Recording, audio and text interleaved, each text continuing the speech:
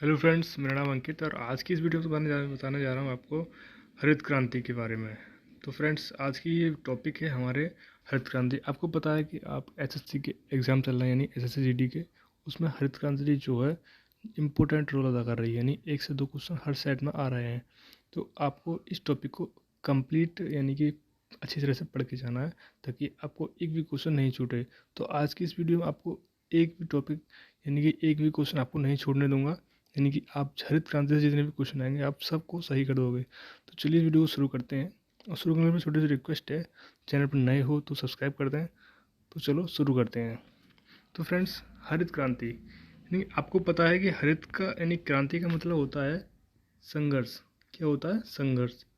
ठीक है, तो संघर्ष यानी कि जो हमें किसी चीज़ के लिए हमने संघर्ष किया होगा हरित क्रांति के लिए, तो यानी कि हरित यानी कि इससे पता चलता है कि हरित का मतलब होता है कृषि के क्षेत्र में, यानी कृषि के क्षेत्र में हमने क्रांति की है। तो ये देखो, क्वेश्चन में आता है कि हरित क्रांति की स्थापना कब हुई थी, स्थापना किसने की थी और कहाँ हुई थी। तो हरित क्रांति की स्थापना हुई थी मैक्सिको में। किसने की थी? नॉर्मन बोरलॉग ने। ये बहुत इंपॉर्टेंट है, डॉक्टर नॉर्मन बोरलॉग। और कहाँ से हुई थी? वो हुई थी मैक्सिको से। ठीक है, और इन्हें हरित क्रांति के जनक भी कहा जाता है, नॉर्मन बोरलॉग को। ठीक है, आपको ये याद रखना है। फ्रेंड्स, आपको बता दूं कि आपको जो है इस वीडियो के एंड में आपको कुछ क्वेश्चन भी दूंगा जिससे आपकी अच्छी तरह से प्रैक्टिस हो जाए। तो फ्रेंड्स, इसकी हरित क्रांति की शुरुआत मैक्सिको से हुई थी। ठीक है, और नीचे आते हैं आपकी बात अगली। तो भारत में हरित क्रांति कब हुई थी? भारत में हरित क्रांति जो हुई थी उसके जनक जो हैं वो थे स्वामीनाथन, यानी कि डॉक्टर स्वामीनाथन। क्वेश्चन आता है कि ये कहाँ कौन से स्टेट से थे? तो स्टेट था तमिलनाडु। ठीक है, तमिलनाडु। ठीक, तमिलनाडु से थे ये। तो भारत में इनको जनक कहा जाता है, डॉक्टर एम.एस. स्वामीनाथन को भारत में हरित क्रांति का जनक कहा जाता है।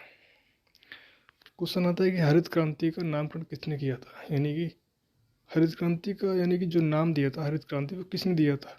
तो वो दिया था विलियम कोड ने। कहाँ के थे? ये थे यूएसए के थे।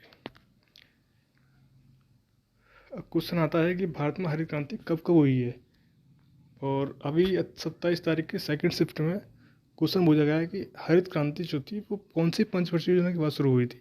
कथन में था। तो हरित क्रांति जो थी तीसरी पंचवर्षीय योजना के समय हुई थी। ठीक है, कब हुई थी? 1966 से 1967 के बीच में पहली थी। दूसरी थी 1983 से 1984 के बीच में दूसरी थी। ये पंचवर्षीय योजना में कौन सी? ये छठी पंचवर्षीय योजना थी। कौन सी? छठी पंचवर्षीय योजना में शुरू हुई थी, दूसरी वाली।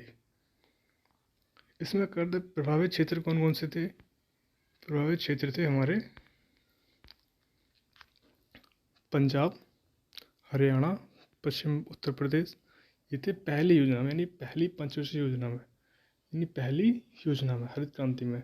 और दूसरी में थे जो थे वो थे पश्चिम बंगाल, बिहार, उड़ीसा, मध्य प्रदेश, पूर्वी उत्तर प्रदेश। ठीक है, और प्रभावित फसल कौन सी थी? वो थी गेहूँ व चावल। ये आपको बहुत इम्पोर्टेंट करके रखना है। ठीक है, आपको इम्पोर्टेंट करके रखना है। बात करते हैं कि यानी कि ये जो थी किस पर आधारित थी। हरित क्रांति जो थी हमारी किस चीज़ पर आधारित थी? उसका उद्देश्य था कि अधिक उपजाऊ उपज वाली फसलों की उपज को बढ़ाना, यानी कि जो कम यानी कि जितनी ज़्यादा उपज हमारे अंदर हमारे देश में होगी उतनी हमारी ज़्यादा क्या होगा, हमारा आर्थिक स्तर बढ़ेगा। तो इसका उद्देश्य था अधिक उपज वाली कृषि को, फसल को अधिक उपजाऊ बनाना, यानी अधिक पैदा करना। क्वेश्चन आता है कि HIV की फुल फॉर्म क्या होती है? HIV की फुल फॉर्म होती है हाई यील्डिंग वैरायटी, यानी कि इसके ऊपर ये डिपेंड थी हरित क्रांति। अब कुछ क्वेश्चन कर लेते हैं फ्रेंड्स।